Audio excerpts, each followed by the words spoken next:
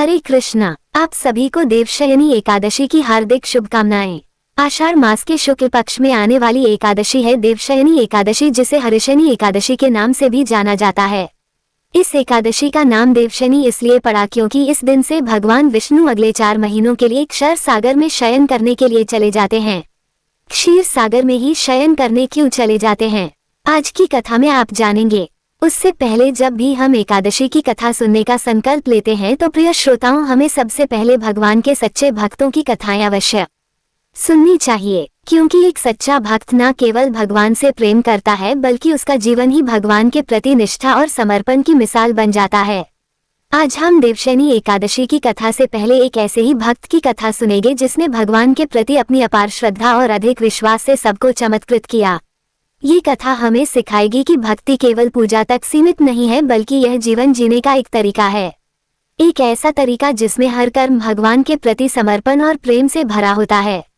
इस भक्त की कथा सुनकर हम सभी को ये भी समझने का अवसर मिलेगा कि कैसे निस्वार्थ भाव से भगवान की सेवा हमें उनके आशीर्वाद और कृपा का पात्र बना देती है। तो आइए हम सब मिलकर पहले भगवान के ऐसे ही भक्त की कथा सुनेंगे और फिर हम सुनेंगे देवशयनी एकादशी की कथा। एक बार अधया नाम के एक बहुत ही भोल भाले नवयुवक थे। अड़ाई कहते हैं ई किलो को, और उनका नाम अधया इसलिए पड़ा क्योंकि उनका आहार यानी भोजन कम से कम ई किलो का होता था। माता पिता की मृत्यु के बाद अब उन्हें ई किलो आटे की रोटी खिलाने वाला कोई बचा ही नहीं। अब जब भोजन की कमी पड़ने लगी तो वे एक आश्रम में गए और उन्होंने कहा कि हमें नौकरी पर रख लीजिए। साथ ही उन्होंने आश्रम वालों को बताया कि वह तो ई किलो भोजन पाते हैं। आश्रम वालों ने कहा कि वहां तो भंडारा चलता है तो ई किलो भोजन की व्यवस्था तो हो ही जाएगी।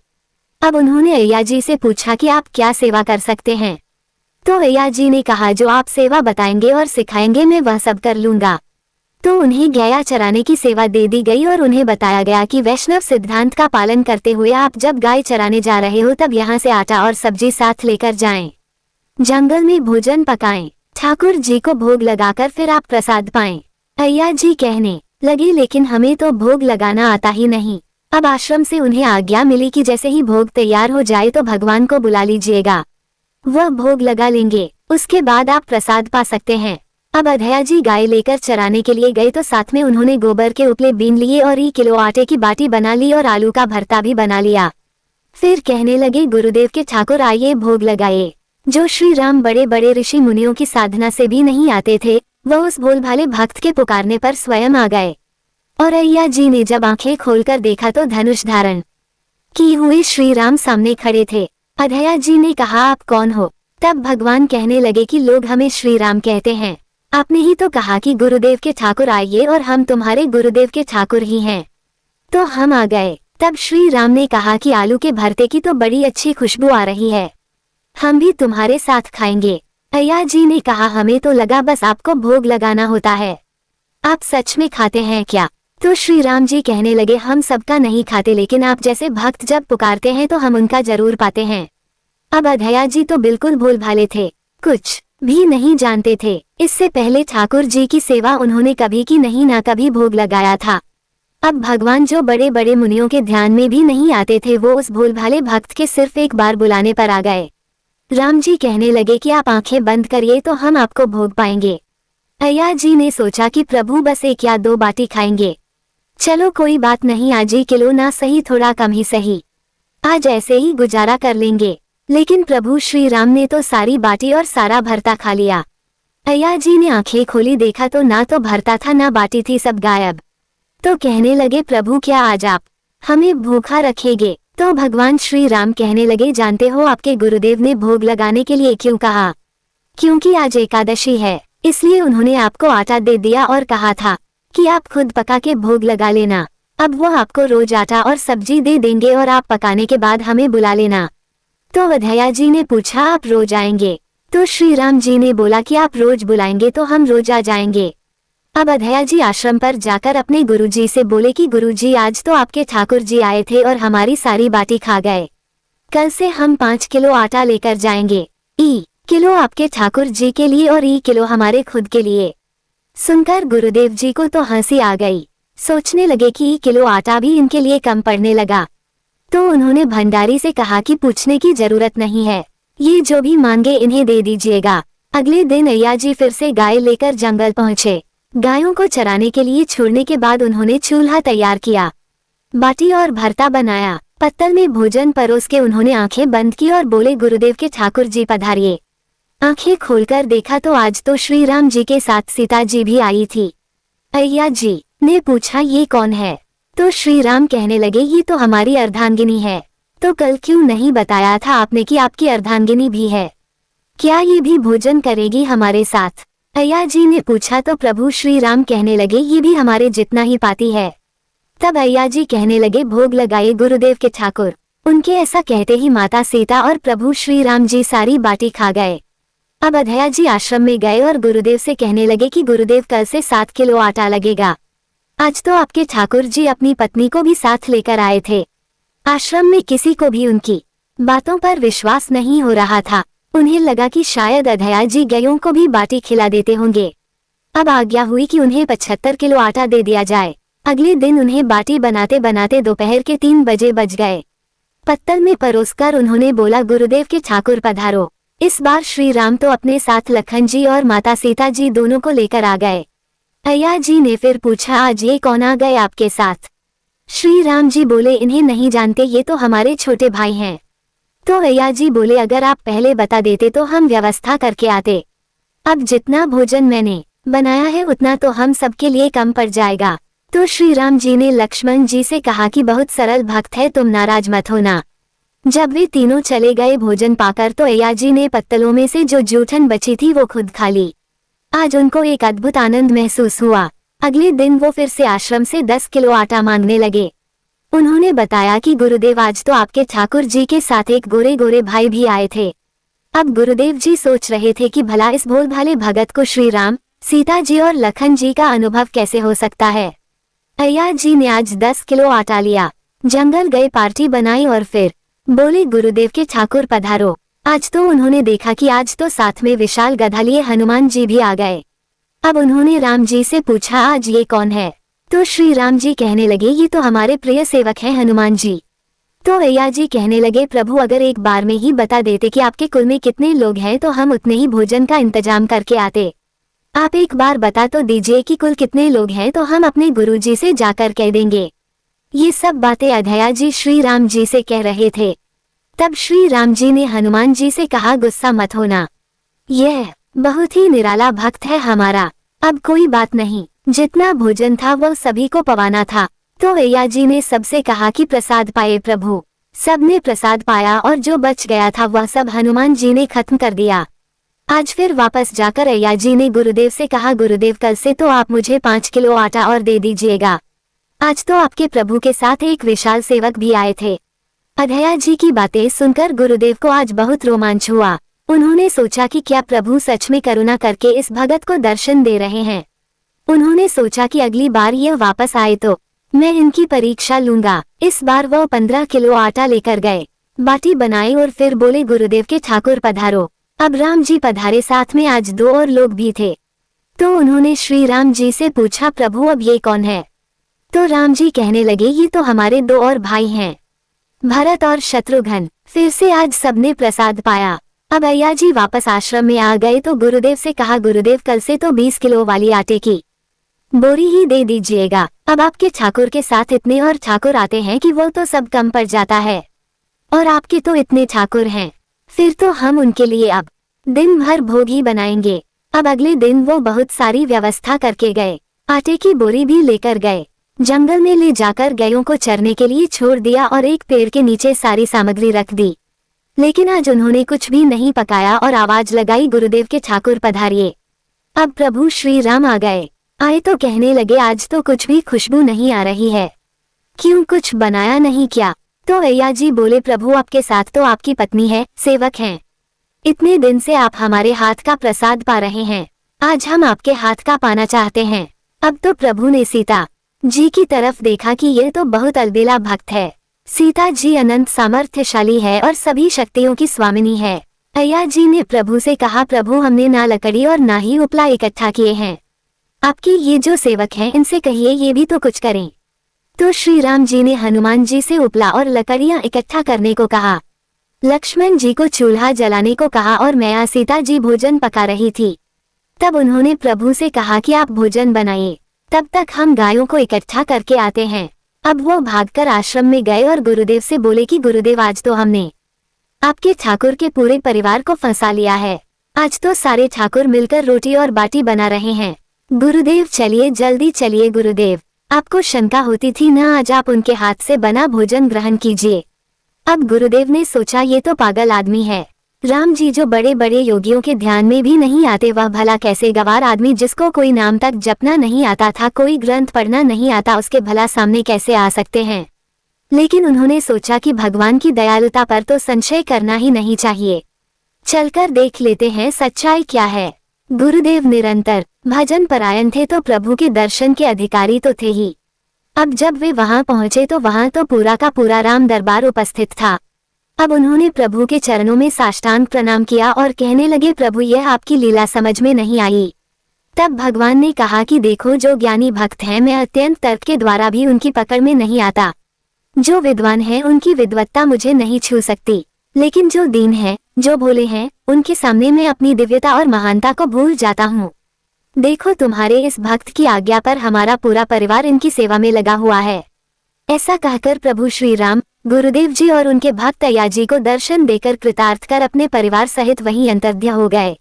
तो अय्या जी में कोई नाम जप या कोई पूजा पाठ की दिनचर्या तो थी नहीं, लेकिन उन्होंने अपने गुरुदेव की हर आज्ञा का पालन किया। गुरुदेव जी ने उनको जैसी शिक्षा दी उसका पालन उन्होंने सही से किया, तभी तो उन्हें इतनी आसानी से प्रभु मिल गए। तो हमें गुरु की आज्ञा का पालन तो अवश्य करना चाहिए और हम सबके जीवन में कोई ना कोई गुरु तो अवश्य होने चाहिए। प्रेम से बोलिए भक्त अय्या जी की जय। प्रिय श्रोताओं, ये तो थी भक्त और भगवान के अपार स्नेह और अटूट संबंध की कथा। अब शब्दों से परे चलिए आज हम प्रवेश करते हैं उस दिव्य क्षण में जब समय थम जाता है और श्रद्धा बोल उठती है। आज का दिवस साधारण नहीं, ये देवशनी एकादशी वो पुण्यतिथि जब स्वयं श्री हरि अपने शेषनाग शैया पर क्षीर सागर में योग निद्रा में लीन होते हैं। ये वो क्षण है जब संसार की गति मंद हो जाती है, पर भक्त का हृदय और तेजी से प्रभु की ओर दौड़ पड़ता है। ये वह समय है जब सृष्टि मौन हो जाती है, परंतु भक्ति की ध्वनि भीतर उठने लगती है। तो आइए अपने अंतर्मन के दीप को प्रज्वलित करें और कल्पना करें उस दिव्य भूमि की, हस्तिनापुर की राजसभा, जहां धर्मराज युधिष्ठिर अपने राज सिंहासन पर नहीं बल्कि श्रद्धा की मुद्रा में प्रभु श्री कृष्ण की प्रतीक्षा कर रहे हैं। और तभी गगन में एक दिव्य प्रकाश फूटता है। सप्त स्वर्ण विमानों की आभा से आकाश रंग जाता है। देव गंधर्वों के स्वर गूंजने लगते हैं और वंशी की मधुर ततान सारी पृथ्वी को पावन कर देती है। स्वयं श्री कृष्ण प्रकट होते हैं, ध्यान मग्न, तेजस्वी, करुणा से भरपूर। राजसभा के द्वार पर जब उनके चरण पड़ते हैं, वो सभा अब सभा नहीं बल्कि मोक्ष की पाठशाला बन जाती है। युधिष्ठिर महाराज नतमस्तक होते हैं और धीमे स्वर में पूछते हैं, हे प्रभु, बताइए वो व्रत जो समस्त पापों को हरता है और पुण्य को बढ़ाता है और जिस दिन से चातुर्मास की आध्यात्मिक यात्रा आरंभ होती है। तब प्रभु मुस्कुराते हैं और कहते हैं, हे धर्मराज, सुनो देवशनी एकादशी की वो कथा जिसे केवल कान से नहीं हृदय से सुनना होता है। आइए कथा से पहले हम सभी भगवान श्री हरि से प्रार्थना करें। ओम नमो भगवते वासुदेवाय। हे श्री हरि विष्णु, आप ही सृष्टि के पालक हैं, आप ही भक्तों के उद्धारक हैं। आपके श्री चरणों में जो श्रद्धा से नतमस्तक होता है उसे जीवन और मृत्यु के भय से मुक्ति मिलती है। हे कमल नयन, क्षीर सागर में शयन करने वाले हे प्रभु, आज जब आप देवशनी एकादशी के दिन विश्राम के लिए क्षीर सागर में प्रवेश करने जा रहे हैं, हम आपकी इस दिव्य लीला को सुनने के लिए एकत्र हुए हैं। हमें शक्ति दीजिए कि इस व्रत का पालन श्रद्धा और संकल्प से करें। हमें बुद्धि दीजिए कि हम मोह, पाप और अज्ञान से मुक्त हो सके और कृपा दीजिए कि इस कथा का श्रवण हमारे जीवन को पुण्यमय बना दे। हे नारायण, जिस प्रकार आपने गजेंद्र की पुकार सुनी, ध्रुव को दर्शन दिए और भक्त प्रहलाद को बचाया, वैसे ही हम सबकी आत्मा को भी जागृत कीजिए। इस व्रत और कथा के माध्यम से हम आपके और अधिक निकट आए, यही हम सबकी प्रार्थना है। ओम श्री विष्णुवे नमः। ओम श्री कृष्णाय नमः। धर्मराज युधिष्ठिर भगवान श्री कृष्ण से कहते हैं, हे मधुसूदन, आषाढ़ मास के शुक्ल पक्ष में आने वाली एकादशी का नाम क्या है और इस एकादशी का पालन करने की व्रत विधि क्या है।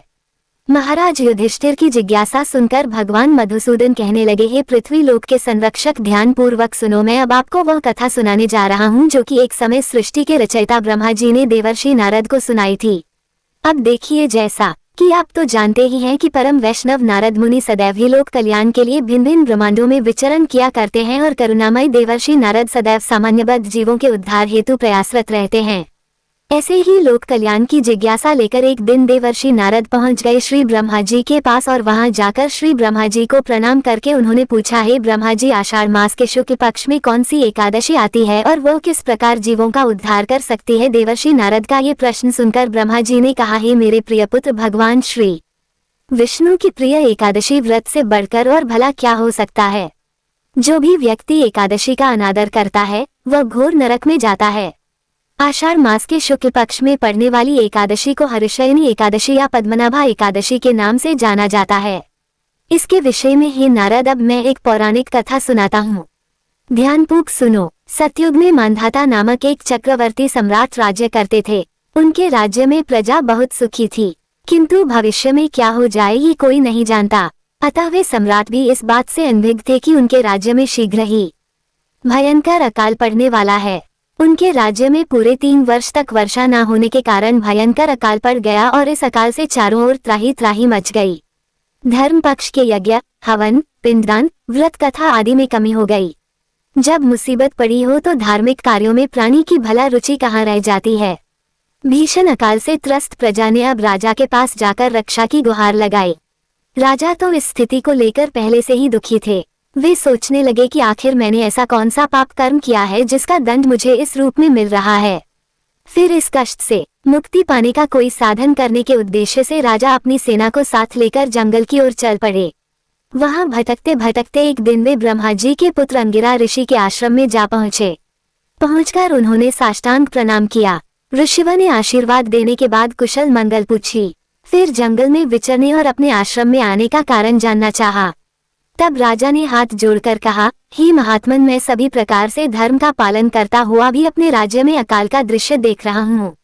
आखिर किस कारण से ऐसा हो रहा है?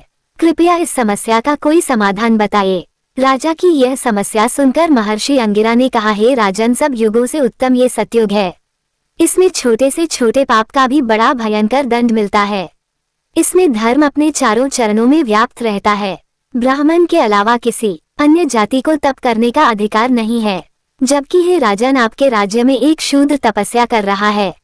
यही कारण है कि आपके राज्य में वर्षा नहीं हो रही। जब तक वह काल को प्राप्त नहीं होगा तब तक ये दुर्भिक्ष शांत नहीं होगा।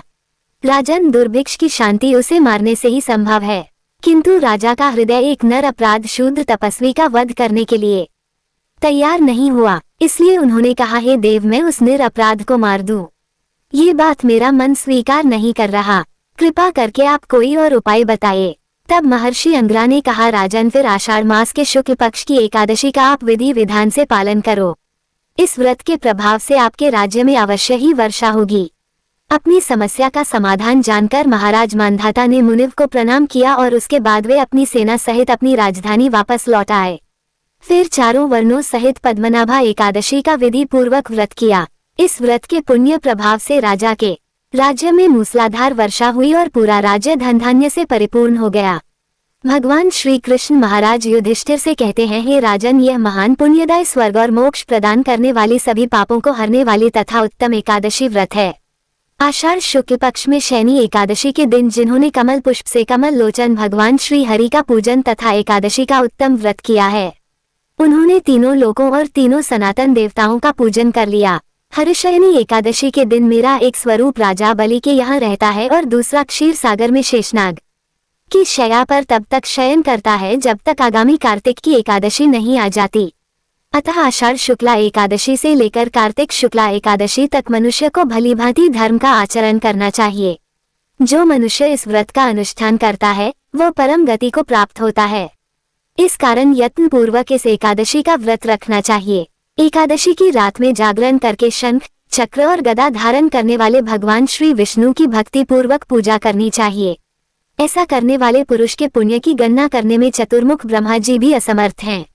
राजन, जो इस प्रकार भोग और मोक्ष प्रदान करने वाले सर्व पापहारी एकादशी के उत्तम व्रत का पालन करता है, वह जाति का चांडाल होने पर भी संसार में सदा मेरा प्रेम करने वाला है। जो मनुष्य दीपदान, पलाश के पत्ते पर भोजन और व्रत करते हुए चौमासा व्यतीत करते हैं वे मेरे प्रिय हैं। चौमासे में भगवान विष्णु सोए रहते हैं, इसलिए मनुष्य को भी भूमि पर शयन करना चाहिए। सावन में साग, भातों में दही, कारवार में दूध और कार्तिक में दाल का त्याग कर देना चाहिए। या फिर जो चौमासे में ब्रह्मचर्य का पालन करता है वो परम गति को प्राप्त होता है। राजन एकादशी के व्रत से ही मनुष्य सब पापों से मुक्त हो सकता है, अतः सदा इसका व्रत करना चाहिए, कभी भूलना नहीं चाहिए। श्री ब्रह्मा जी देवर्षि नारद से कहते हैं, हे नारद, अब मैं देवशयनी एकादशी व्रत से संबंधित दूसरी पौराणिक कथा भी कहता हूँ, ध्यान पूर्वक सुनो। पौराणिक कथा के अनुसार एक बार राजा बलि ने तीनों लोकों पर अधिकार कर लिया था, जिससे देवी देवता गण परेशान हो गए। भयभीत होकर देवराज इंद्र भगवान श्री विष्णु से सहायता मांगने उनके पास पहुँचे। तब श्री हरि ने देवताओं की रक्षा हेतु वामन अवतार धारण कर लिया और भिक्षुक के रूप में राजा बलि के पास दान मांगने पहुँचे। उन्होंने राजा बलि से 3 पग भूमि का दान मांगा, जिसमें वे पहले पग में समस्त दिशाओं सहित संपूर्ण पृथ्वी और आकाश को नाप लेते हैं। दूसरे पग में उन्होंने स्वर्ग को नाप लिया। अब तीसरा पग रखने के लिए कुछ भी शेष न बचा तो बलि ने अपना शेष आगे करते हुए निवेदन किया कि प्रभु, अपना तीसरा पग मेरे शीश पर रख लीजिए। राजा बलि की दानवीरता देखकर भगवान विष्णु बहुत प्रसन्न हुए और बलि के इस दान और समर्पण से प्रसन्न होकर भगवान विष्णु ने बलि को पाताल का अधिपति बना दिया और वर मांगने को कहा। तब राजा बलि ने भगवान से पाताल लोक में ही बसने की इच्छा जताई। भगवान विष्णु ने अपने भक्त बलि की इच्छा पूरी की और पाताल लोक चले गए। भगवान के पाताल लोक में जाने से सभी देवी देवता और देवी लक्ष्मी अत्यंत चिंतित हो गई। अपने पति को वापस लाने के लिए मां लक्ष्मी जी एक गरीब स्त्री का रूप धारण कर राजा बलि के पास पहुंची। फिर राजा बलि को राखी बांधकर देवी लक्ष्मी ने उन्हें अपना भाई बना लिया और बदले में भगवान विष्णु को पाताल लोक से वापस ले जाने का वचन ले लिया। तब भगवान ने राजा बलि को निराश न करते हुए यह वरदान दिया कि वे हर साल आषाढ़ शुक्ल एकादशी से कार्तिक शुक्ल एकादशी यानी कि 4 माह तक पाताल लोक में योग निद्रा में वास करेंगे। इस प्रकार श्री ब्रह्मा जी देवर्षि नारद से कहते हैं, हे नारद, इस व्रत को करने से भगवान विष्णु अत्यंत प्रसन्न होते हैं, अतः मोक्ष की इच्छा रखने वाले भक्तों को देवशयनी एकादशी का व्रत अवश्य रखना चाहिए। चातुर्मास व्रत भी इसी एकादशी के व्रत से आरंभ किया जाता है। कथा का सार यह है कि अपने कष्टों से मुक्ति पाने के लिए किसी दूसरे का बुरा नहीं करना चाहिए। अपनी शक्ति से और भगवान पर पूरी श्रद्धा और विश्वास रखकर संतों के कहे अनुसार सत्कर्म करने से बड़े कष्टों से भी सहज ही मुक्ति मिल जाती है। ये थी देवशयनी एकादशी व्रत कथा। प्रेम से बोलिए श्री लक्ष्मी नारायण भगवान की जय।